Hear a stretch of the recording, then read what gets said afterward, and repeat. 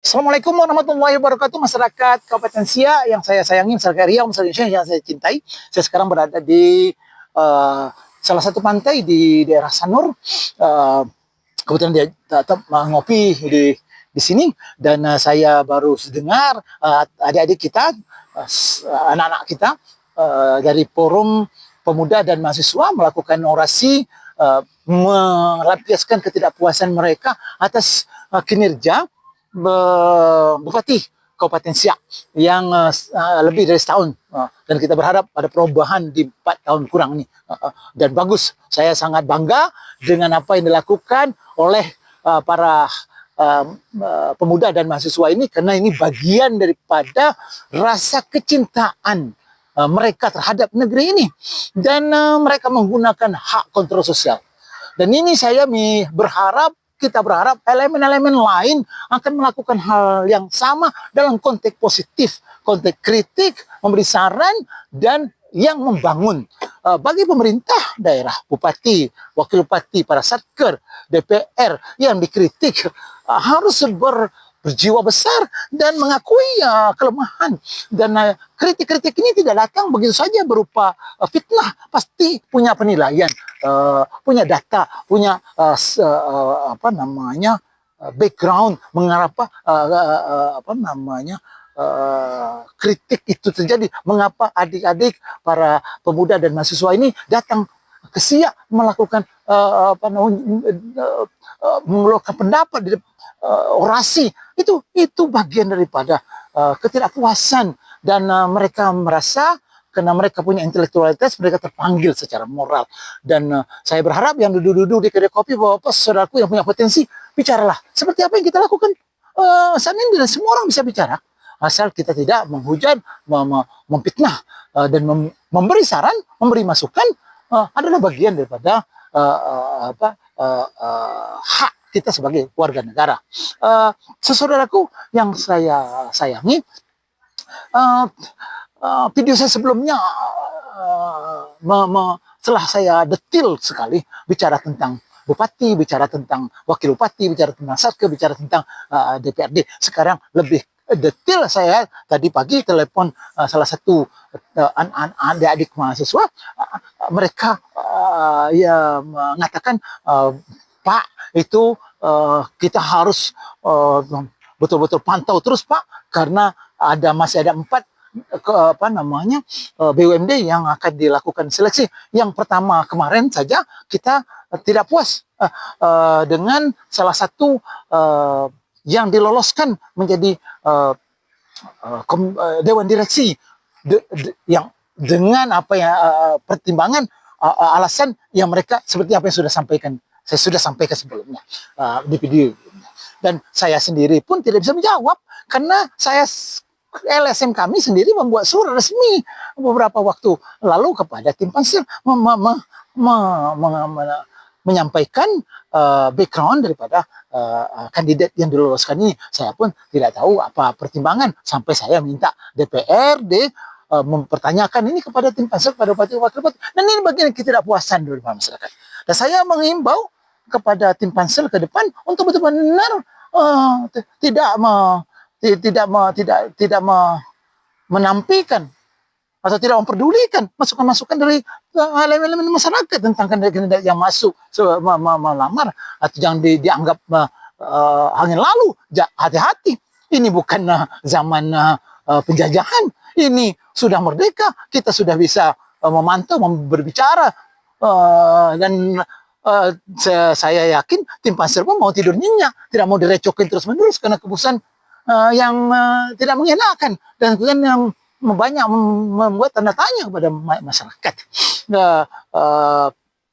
Saya tidak bisa mendesak tim pansel untuk melakukan klarifikasi atau menerangkan kepada masyarakat mengapa salah satu kandidat yang diragukan mendaftar di KITB kemarin diloloskan menjadi salah satu dewan direksi di KITB.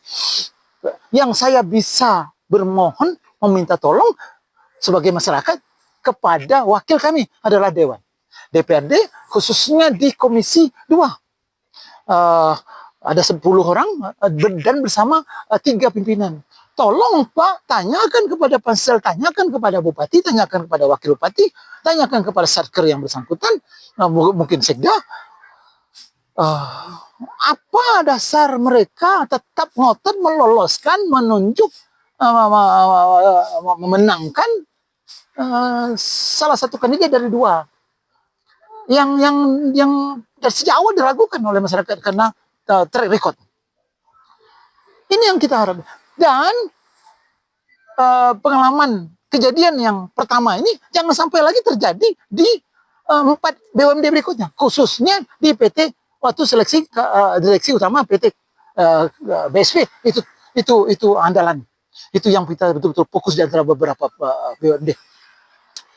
Pertama adalah segera pansel memprioritaskan mulai melakukan proses rekrutmen calon direktur PT BSP karena BSP membutuhkan direktur utama yang definitif hari ini. Apapun kita sampaikan program apapun ke depan, sampaikan oleh siapapun pejabatnya di negeri ini, tanpa direktur utama definitif, useless. Tidak bisa. Karena PLT tidak bisa melakukan, ada keterbatasan secara hukum. Yang kedua, kita harus, masyarakat, semua elemen, harus betul-betul memantau agar keputusan akhir penentuan direktur utama ini harus betul-betul seorang figur yang memang berlatar belakang pengalaman di bidang pengelolaan minyak bumi di perusahaan minyak bumi. Kemudian punya skill manajemen kepemimpinan yang handal, yang kokoh, yang disiplin, yang berani, tidak takut, tidak ragu mengambil keputusan walaupun itu bertentangan dengan kepentingan pribadi atau kelompok pengusaha-pengusaha lokal seperti bupati, wakil bupati, para oknum DPR. Kalau dia sudah putuskan harus itu untuk perusahaan yang terbaik, dia putuskan, dia tidak bisa masuk ke ranah politik karena jabatan direktur utama PT BSP, jabatan direktur utama direktur BUMD pada umumnya bukan jabatan politis. Jabatan itu adalah jabatan teknis dan kita menuntut dari mereka adalah profit oriented, PAD.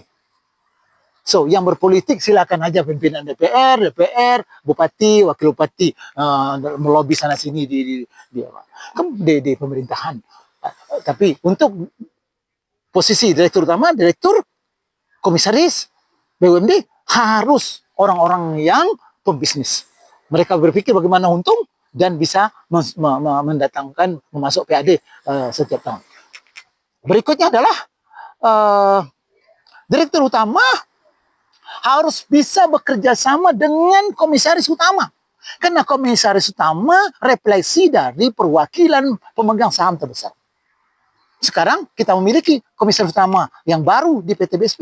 Direktur utama harus bisa bekerja sama dengan komisaris utama. Perkataan komisaris utama adalah perkataan ibarat seorang raja. Dan itu harus diikuti perkataannya karena dia mewakili pemegang saham, pemilik perusahaan. Apa mungkin perkataan yang mewakili pemilik perusahaan ditantang atau tidak dipedulikan? Artinya sama dengan karyawan tersebut tidak mau lagi bekerja di BSP. Maka direktur utama yang baru harus bisa bekerja sama dengan komisaris utama.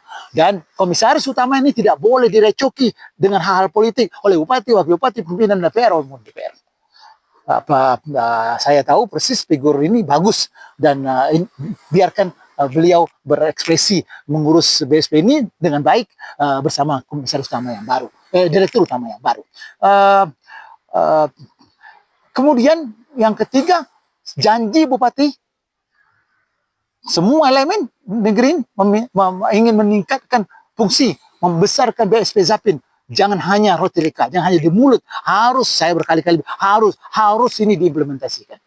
Harus diberi porsi kue yang lebih besar supaya BSP Zapin bisa menjadi perusahaan lebih besar. Kemudian pindahkan kantor pusat BSP ke Zamrud. Itu yang menjadi impian kita. Mahasiswa, pemuda, tolong ini juga dipantau. Perkembangan ini bersama-sama kita nak. Assalamualaikum warahmatullahi wabarakatuh.